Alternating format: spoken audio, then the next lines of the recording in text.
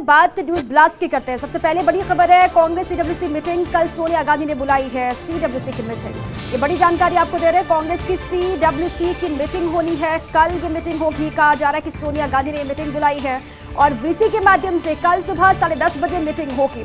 मौजूदा राजनीतिक मुद्दों पर चर्चा होगी। कांग्रेस अध्यक्ष के चुनाव को लेकर भी मंथन होगा।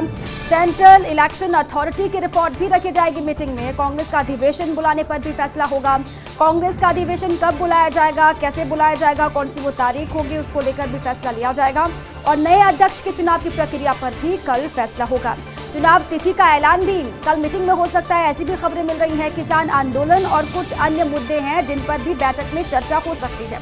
किसान आंदोलन को लेकर लगातार कांग्रेस से कहती आई है कि कृषि कानूनों को सरकार को वापस लेना चाहिए, क्योंकि ये कानून काले कानून हैं जो किसानों के हित में नहीं है। अब उसको लेकर भी कहा जा रहा है कि कल बैठक में चर्चा होगी, लेकिन नजर बैठक में रहेगी कि आखिर क्या कुछ होता है। 10:30 बजे का वक्त है। वीसी के माध्यम से कांग्रेस के तमाम नेता जुड़ेंगे और साथ ही मौजूदा राजनीतिक मुद्दों पर भी चर्चा होगी। कांग्रेस अध्यक्ष के चुनाव को लेकर भी कहा जा रहा है कि मंथन होगा। कल हो सकता है कोई तस्वीर साफ हो और सेंट्रल इलेक्शन अथॉरिटी की रिपोर्ट भी मीटिंग के दरमियान रखी जाएगी। साथ में कांग्रेस का अधिवेशन बुलाने पर भी कल कोई फैसला हो सकता है। नए अध्यक्ष के चुनाव की प्रक्रिया कैसी होगी, इस पर भी कल फैसला होगा, जिस पर सभी की नजर है। कोरोना वैक्सीनेशन को लेकर बड़ी खबर है। जानकार सूत्रों के हवाले से बड़ी खबर आपको बताएं। कोरोना वैक्सीनेशन से जुड़ी हुई ये बेहद महत्वपूर्ण खबर है।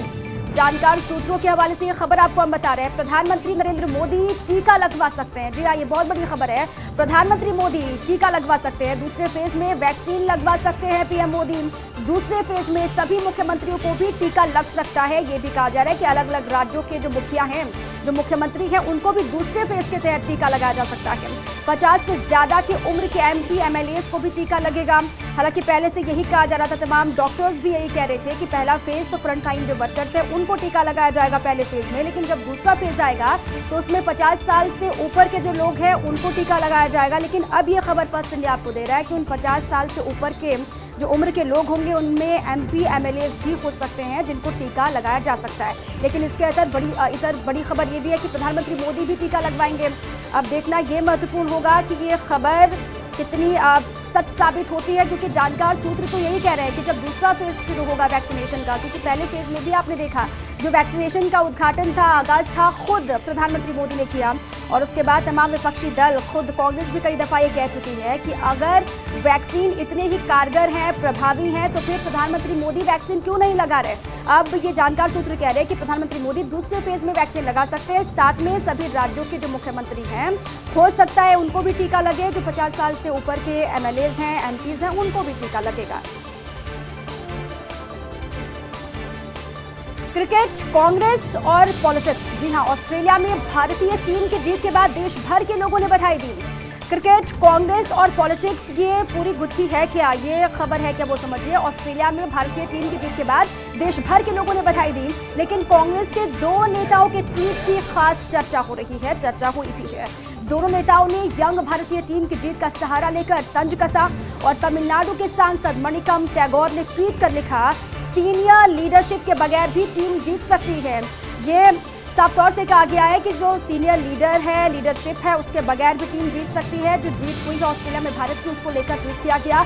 सबक लेने की जरूरत है। सांसद शशि थरूर ने भी ट्वीट कर गढ़ा फिर नया एक शब्द। उन्होंने टीम इंडिया को बधाई देते हुए लिखा, ईपी कैरिकेसी। इसका मतलब होता है कि दूसरे के दुर्भाग्य पर खुशी मनाना। भारत ने कई सीनियर खिलाड़ियों की गैर मौजूदगी में ऑस्ट्रेलिया को चटाई की धूल। अब इसको लेकर जो दो नेता है कांग्रेस के, उनको लेकर कई बातें कही जा रही है, क्योंकि ट्वीट से एक अलग सी बहस शुरू हो गई है। ब्रेक के बाद एक बार फिर से आप सभी का स्वागत है। चलिए एक बार फिर से आगे बढ़ते हैं खबरों की तरफ। भाजपा का नामकरण अभियान जारी है। भाजपा की सरकारें बदल रही शहरों, सड़कों, स्टेशन के नाम। जी हाँ, भारतीय जनता पार्टी का नामकरण अभियान लगातार जारी है। भाजपा की जो सरकारें हैं अलग अलग राज्यों में, वो शहरों, सड़कों, स्टेशन के नाम बदल रही हैं। अब इस सूची में शामिल हो गया एक फल भी। गुजरात सरकार ने ड्रैगन फ्रूट का नाम बदलकर किया कमलम। राज्य के मुख्यमंत्री विजय रूपाणी ने कहा है, ड्रैगन फ्रूट कहने से दुनिया में लोगों को लगता है कि ये चीन का फल है। दिलचस्प बात यह है कि गुजरात में बीजेपी के दफ्तर का नाम भी है कमलम। अब इसको लेकर भी कई बातें विपक्षी पार्टियों की तरफ से की जा रही हैं। ड्रैगन फ्रूट को लेकर अब विजय रूपाणी साहब ये कह रहे हैं, गुजरात के सीएम, वो कह रहे हैं कि ये लगता है कि चीन का कोई फल हो, चीन से आया हुआ हो। चूंकि अब कमलम नाम दे दिया गया है तो अपनापन लगेगा, लेकिन इसको लेकर कई सवाल दागे जा रहे हैं। और बहुत महत्वपूर्ण बात यह भी है कि गुजरात में बीजेपी के दफ्तर का नाम भी कमलम है। और साथ ही साथ पहले से भी ये खबरें थी कि ड्रैगन फ्रूट के नाम को बदलने को लेकर गुजरात की सरकार सोच रही है, विचार कर रही है। चूंकि अब खबर सामने है, इसको लेकर ही हम कह रहे हैं कि भाजपा की सरकारों में पहले शहरों, सड़कों और स्टेशन के नाम बदले जाते थे, लेकिन अब इसी फहरिस्त में फल का नाम भी शामिल है। असम में गठबंधन नहीं इफेक्टिव। जी हां, असम की बात करते हैं, वहां पर गठबंधन इफेक्टिव नहीं है। कांग्रेस ने असम में 5 पार्टियों को साथ लेकर गठबंधन बनाया। कांग्रेस ने असम में 5 पार्टियों को साथ में लिया है, गठबंधन बनाया है, लेकिन चुनाव के लिहाज से गठबंधन नहीं दिख रहा बहुत कारगर। जो गठबंधन है 5 पार्टियों को एकत्रित करके जो बनाया गया, वो चुनाव के लिहाज से इफेक्टिव नहीं दिख रहा, कारगर नहीं दिख रहा, क्योंकि इसमें शामिल 6 पार्टियों में से सिर्फ कांग्रेस और AIUDF का ही है आधार। बाकी 4 पार्टियां, जिसमें 3 कम्युनिस्ट पार्टियां हैं, वो भी हैं बिना आधार के। और ऐसे में ये गठबंधन भाजपा और अगप के गठबंधन को नहीं देता, टक्कर दिख रहा है, क्योंकि भाजपा को ना टक्कर देता हुआ ये गठबंधन दिखाई दे रहा है और ना ही साथ कहा जा रहा है कि चुनाव में भी इसका खासा असर दिखाई देगा। प्रदेश की क्षेत्रीय पार्टियां भी अलग होकर लड़ रही हैं। तमिलनाडु में सत्ता के लिए पॉलिटिक्स की गणित क्या है, वो भी आपको समझाते हैं। तमिलनाडु में सत्ता के लिए जो पॉलिटिक्स की गणित है, जो मैथमेटिक्स है पॉलिटिक्स की, वो आप समझिए। साल के अंत में होने वाले चुनाव के लिए 23 हुए जोड़ बाकी और सत्तारूढ़ AIADMK की प्रभावी हुकूमत बरकरार रखने की चाहत है, तो बीजेपी शीर्ष नेतृत्व भी अपना रहा प्रभाव बढ़ाने की हर ट्रिक। साथ ही साथ कहा जा रहा है कि सिने स्टार रजनीकांत के सक्रिय न रहने से भाजपा कंफ्यूजिंग है, असमंजस है भाजपा। और भाजपा ने शशिकला को गठबंधन में शामिल करने का आश्वासन दिया है, जबकि सीएम पलानीस्वामी और डिप्टी सीएम पनीरसेल्वम नहीं इसके लिए राजी और उन्हें ये सता रहा है शशिकला के अन्ना द्रमुक में हावी होने का भय। और इसी कड़ी में दिल्ली में मोदी शाह से मिले सीएम पलानीस्वामी। अब वहां पर क्या खिचड़ी पकी या फिर किस तरीके से बातचीत हुई, इसको लेकर जानकारियां आगे आनी बाकी है। रोडवेज के लोन प्रस्ताव पर वित्त विभाग ने सहमति जता दी है, ये बड़ी जानकारी आपको दे रहे। रोडवेज के लोन प्रस्ताव पर वित्त विभाग ने सहमति जताई। रोडवेज प्रशासन लेने जा रहा 400 करोड़ रुपए का बैंकों से लोन। सेवानिवृत्त कर्मचारियों के परिलाभ भुगतान के लिए राशि की जरूरत है और साथ ही कर्मचारियों की सैलरी और अन्य भुगतान के लिए जरूरत है। राज्य सरकार द्वारा फिलहाल बड़े स्तर पर आर्थिक सहायता देने से इनकार किया गया, लेकिन बैंकों से लोन लेने पर सरकार देगी गारंटी। 3 साल तक लोन की किस्त भी सरकार वहन करेगी। रोडवेज प्रशासन को फिलहाल 2 बैंकों ने दिया है लोन का प्रस्ताव और लोन राशि से सेवानिवृत्त कर्मचारियों के करीब 250 करोड़ का भुगतान हो सकेगा। साथ ही करीब 550 BS6 श्रेणी की नई बसें भी खरीदेगा रोडवेज प्रशासन। और इसको लेकर भी कहा जा रहा है कि जल्द ही कोई तस्वीर साफ होती हुई दिखाई देगी। हालांकि सरकार वहन करने जा रही है बैंकों का लोन, इसको लेकर भी जानकारी पहले से ही थी। अब किस तरीके से आगे राहत मिलती है रोडवेज को, किस तरीके से रोडवेज प्रशासन की जो मांगे हैं उन पर ध्यान दिया जाता है, इस पर भी नजर रहेगी।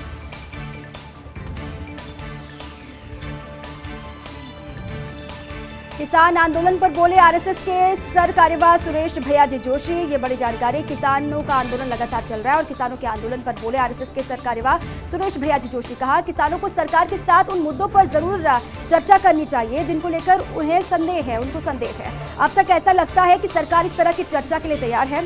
दोनों ओर से सकारात्मक पहल होनी चाहिए, वो किसान हो या फिर सरकार हो। अगर आंदोलनकारी भी सकारात्मक रुख अपनाते हैं तो ये अच्छा होगा। जो आंदोलनकारी किसान पिछले लंबे वक्त से धरने पर बैठे हुए हैं, आंदोलन कर रहे हैं, अगर उनकी तरफ से भी कोई पॉजिटिव रिस्पांस दिखता है तो ये भी अच्छा होगा।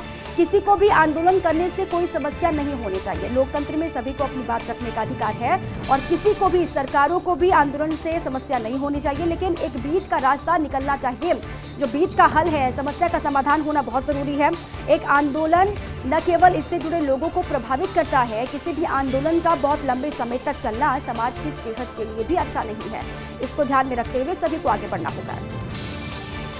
जैसलमेर से बड़ी खबर है, आज से शुरू हुआ ऑपरेशन अलर्ट। जैसलमेर से बड़ी जानकारी आपको दे रहे हैं। आज से ऑपरेशन अलर्ट शुरू हो गया है। आज से 27 जनवरी तक ये ऑपरेशन अलर्ट चलेगा। शुरू आज से हुआ है, लेकिन 27 जनवरी तक ये ऑपरेशन अलर्ट चलने वाला है। पाकिस्तान से लगती समुद्री सीमा हाई अलर्ट पर है और सरहद पर होंगे कड़े सुरक्षा के बंदोबस्त इंतजाम।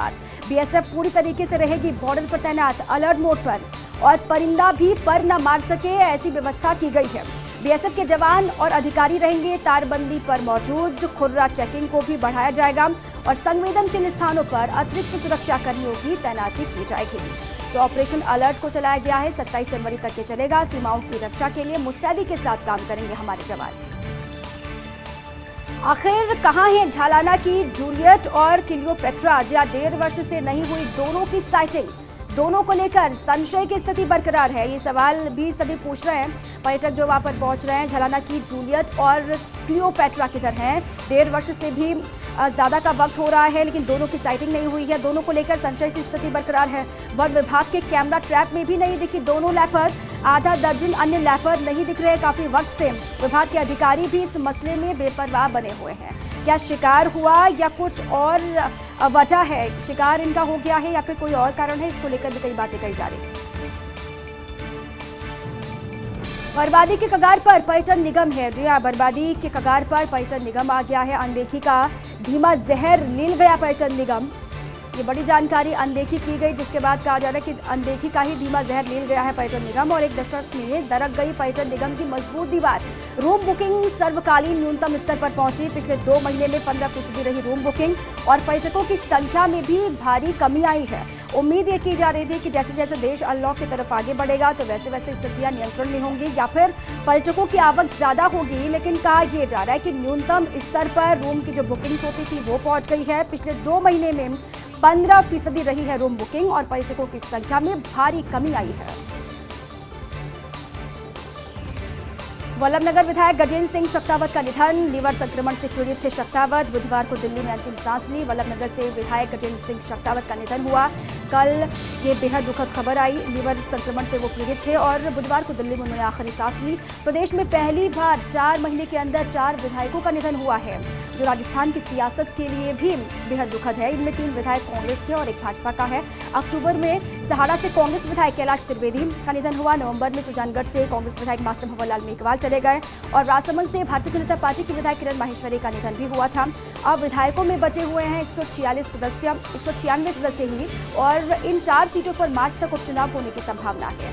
विधायकों की संख्या 196 रह गई है और कहा जा रहा है कि जो 4 सीटें खाली हुई हैं विधानसभा की, उन पर भी उपचुनाव जल्द हो सकते हैं। और एक तरफ ये तस्वीर आपको दिखा रहे हैं, भींडर से तस्वीरें हैं जहां पर पूर्व उप मुख्यमंत्री सचिन पायलट भी हैं, चिकित्सा मंत्री रघु शर्मा भी वहां पर पहुंचे हुए हैं। कल जैसे ही ये खबर आई थी वैसे ही लगातार आपने देखा कि रिएक्शंस भी आ रहे थे, दुख व्यक्त भी किया जा रहा था। सीएम अशोक गहलोत ने भी ट्वीट करके दुख व्यक्त किया, खुद सचिन पायलट ने भी ट्वीट करके दुख व्यक्त किया था, मीडिया के सामने आए थे, भावुक होते हुए दिखाई दिए थे। और रघु शर्मा ने भी कहा था कि यह अपूर्णीय क्षति है राजस्थान की सियासत के लिए और साथ ही साथ व्यक्तिगत क्षति के रूप में भी उन्होंने इसको बताया था, क्योंकि आज अंतिम यात्रा निकाली गई। आपने देखा कि बड़ी संख्या में न सिर्फ वल्लभनगर विधानसभा क्षेत्र के लोग बल्कि आसपास के हिस्सों से भी लोग वहां पर पहुंचे और चाहते हैं कि वो अंतिम विदाई अपने लोकप्रिय नेता शक्तावत को दें। राजस्थान के लिए गर्व का क्षण। जी हाँ, इस बार गणतंत्र दिवस की परेड पर राजस्थान महसूस करेगा फख्र। जी हाँ, ये हम क्यों कह रहे हैं, पूरी खबर आपको विस्तार से बताते हैं। राजस्थान के लिए गर्व का पल है। इस बार गणतंत्र दिवस की परेड पर राजस्थान महसूस करेगा फख्र। नागौर की बेटी वायुसेना की फ्लाइट लेफ्टिनेंट स्वाति राठौड़ हासिल करेगी मुकाम। जी हाँ, नागौर की बेटी है वायुसेना की फ्लाइट लेफ्टिनेंट स्वाति राठौड़, जो एक नया मुकाम हासिल करेंगी। राजपथ पर होने वाली फ्लाई पास्ट का नेतृत्व करेंगे स्वाति और गणतंत्र दिवस के इतिहास में पहली दफा किसी महिला पायलट को जिम्मेदारी मिली है और वो महिला राजस्थान के नागौर से है। स्वाति इससे पहले वायुसेना दिवस पर फ्लाइट पास्ट की अगवानी भी कर चुकी है। नागौर के प्रेमपुरा निवासी स्वाति जयपुर और अजमेर कर चुकी है पढ़ाई और केरल बाढ़ के दरमियान भी स्वाति ने जान जोखिम में डालकर हजारों लोगों को एयरलिफ्ट किया था। तब भी स्वाति की खूब तारीफ हुई थी, सराहना हुई थी। अब चूंकि गणतंत्र दिवस का मौका है और एक नया मुकाम हासिल करने जा रही है तो जाहिर तौर पर राजस्थान के लिए गर्व की बात है।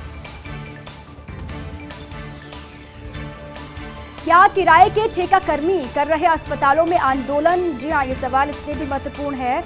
अभी पूरी खबर आपको समझाते हैं। क्या किराए के ठेका कर्मी अस्पतालों में आंदोलन कर रहे हैं? एसएमएस अस्पताल के एक जिम्मेदार अधिकारी की विवादित बोल।